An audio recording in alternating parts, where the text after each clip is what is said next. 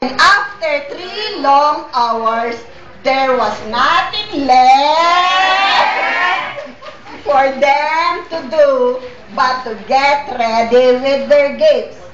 Mother Right reminded the kids, I hope you didn't forget to buy something for Granddad Right and Grandmom Right.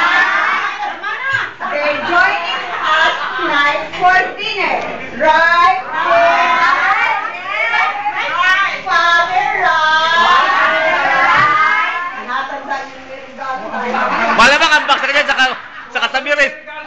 Evening came, and as the doorbell rang, the Right finally sang, Joy to the world, the Lord is right. Welcome the Right grandparents.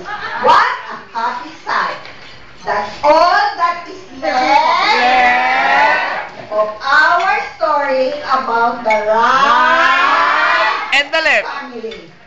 And I guess you now have the right gift in your right hand or leg.